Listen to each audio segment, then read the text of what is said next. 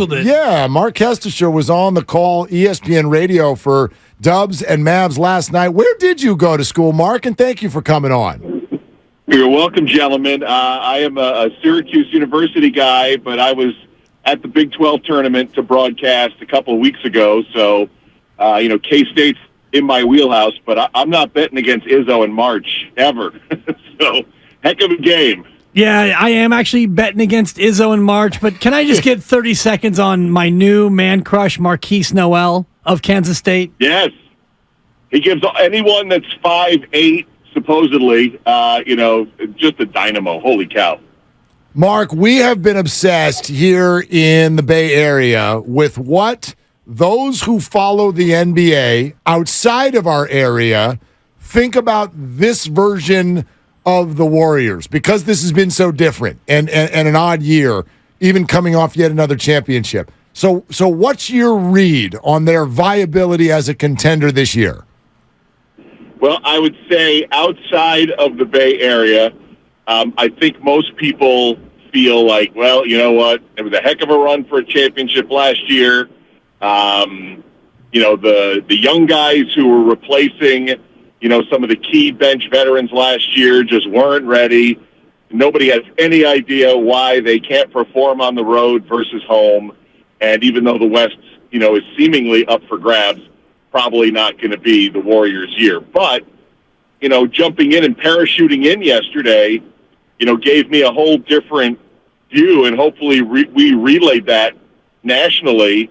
And that is, if, and it's a big if they could solve some of those defensive three-point road numbers, and, hearing that Gary Payton II might not be far off from returning, and, one would have to imagine that Andrew Wiggins at some point is coming back with all the firepower, as much tread, that may be gone from all the years that this window has been open, that maybe those two guys coming back can help.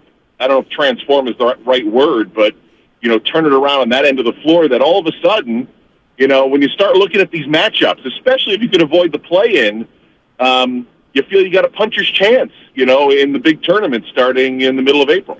As you parachuted in, how much did you know about Jonathan Kuminga coming in, and how much, I guess, respect and appreciation do you have for that player now? Well, I was fortunate enough to call 3 or 4 G League Ignite games a couple of years ago, so got very familiar with Kuminga. Was at the draft when he got drafted, really appreciate, the high IQ of the young man, and obviously the talents that he possesses. And I don't know if it was, just wasn't ready for the bright lights when the season started, but it's a different looking young basketball player right now that's building a ton of confidence. Especially, when you prepare nationally for these games, you really focus in on the two teams you're about to see, the last couple games coming in.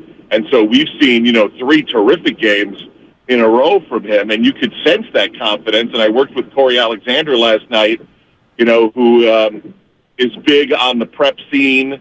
And even though Jonathan didn't play in college basketball, Corey sees a lot of the young guys through the years, so he has a much better handle on them than I do. And, him reciting last night what he has seen from him and the confidence, I think just emboldens you to think that, this is the Jonathan Kuminga that they envisioned coming, and now finally maybe blossoming here, at the latter stages of year 2 of his pro career. On the ESPN radio call for Mavs and Warriors last night, it's Marc Kestecher joining us here on Willard Dibs 95.7 The Game.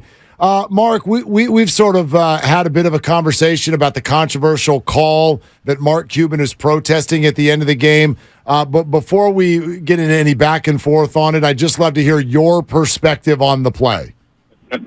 Well, I'm going to say I sent a text to Corey Alexander late last night, and I thanked him for bailing me out. When we, ESPN Radio, do these, call them non-exclusive games, we dance around March Madness, and so we get put in some awkward broadcast positions. And, we were behind the baseline in the corner, and I was even a little confused as to who had the ball. I saw all those hand directions that the official was giving, and now that you see it in retrospect, you're like, oh, yeah, it's pretty obvious. He was signaling timeout. He was not signaling the ball, for Dallas. And what I couldn't understand is we're coming to break, we're talking at a break, and Dallas is 5 of them on the other end of the floor. So my attention was on the far end of the floor, figuring out what is Dallas doing, and not realizing Steve Kerr and Jordan Poole are, let's go, come on, get the ball in, free bucket. And Corey was all over it. As far as the protest, which we didn't find out till we're walking out of the building, I just don't know, what legs they would have to stand on based on, the Poole reports with the officials. And I think in the end, especially when we're as far away as we were, you rely on public address, and I don't know if that's official. Clearly it's not.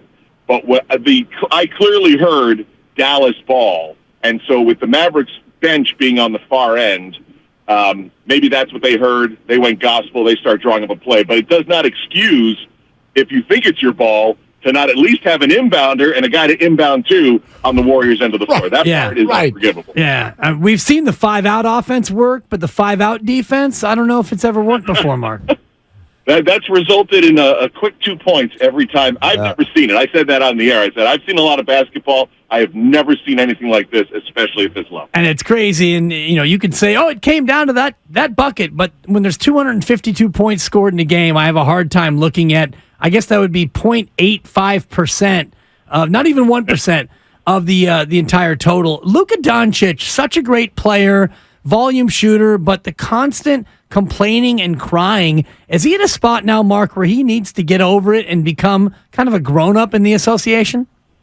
Yeah, I think so. I mean, it's been part of his game as a very young player. It can be irritating, especially if it's not the guy who's wearing your jersey. I think the referees give him a little bit of slack as he's become one of the superstars here. But somebody, and I'm sure someone on Dallas has reached out to him and has gently said, look, you're constantly in that 15, 16 tech range. You're only going to hurt us if we're going to miss games, and we're not going to get calls.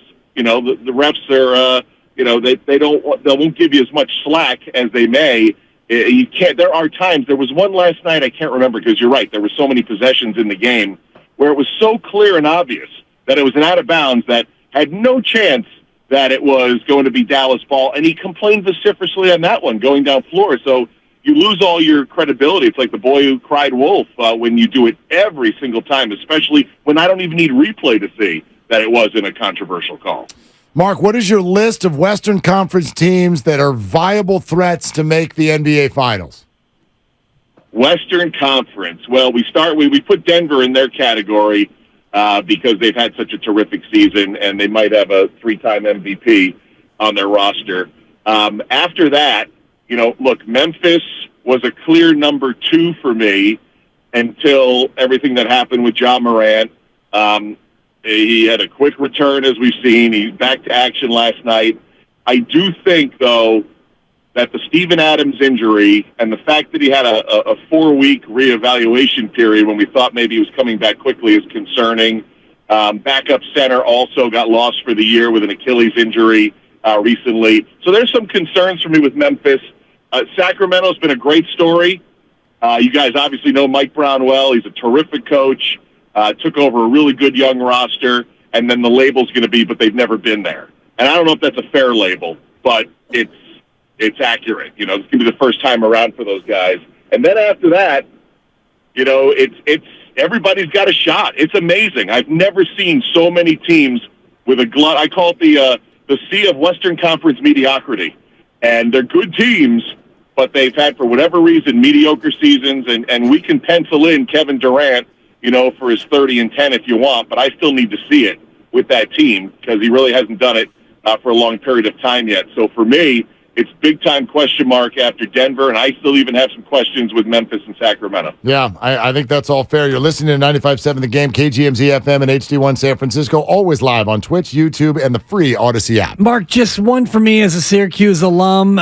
Jim Boeheim's career ended ignominiously, and I'm using a big word because you used vociferously. Did they do Jim dirty on his way out the door? I think it feels like a combination, right? I was scheduled to call the Syracuse Wake Forest. I still call it the Carrier Dome finale and then I got reassigned at the last minute. So I really would have loved to have got a little more inside, and I'm just kind of speaking off the cuff because I hardly did any ACC basketball this year. But just, from outside looking in, I thought it was a clean break for me, and it's not my career, if, when his sons, Buddy and Jimmy, finish, it's a great time to walk away, hand off the program, there's a succession plan. There seemed to maybe not be that, and it just kind of lingered, and then it came to that kind of, not so good-looking finish there, and then Jim came back with the press conference, I think smoothed things over at the end. So I don't know if they did him dirty. We'll never find out the real story of it, but I get the sense, even at 78 or whatever age he is, he still had a lot of motor and still wanted to go. I work with PJ Carlesimo, who's a good friend, a great friend of Jim Boeheim, and PJ at 73 is doing laps around me. So, there are some guys that just still have it deep into their 70s, and I still think there was a little more there, and, they just couldn't find the right breaking point, and it just got a little messy. You can't just throw breaking news out like that and not warn us, Mark. PJ Carlesimo is 73? Man. Are you kidding me? I know. It's unbelievable. And, look, I've been trying to lose about 20 pounds for the last 5 years because the man has 5 stomachs. He doesn't eat all day long, and we love coming to San Francisco. I've been so glad the Warriors have been great. He's got about 5 or 6 restaurants in San Francisco that are his go-tos, and we go after every Warriors game. It could be 11, and there's a 3-course meal. And I may not make it to 73 hanging out with BJ. Yeah, no joke. My gosh. Mark, thanks so much, man. That was a whole lot of fun. Hey, good being on with you guys. Hope to see you in the playoffs. Indeed, yes. After last night's victory, much more likely. There he goes, Marc Kestecher, ESPN Radio, joining us after being on the call.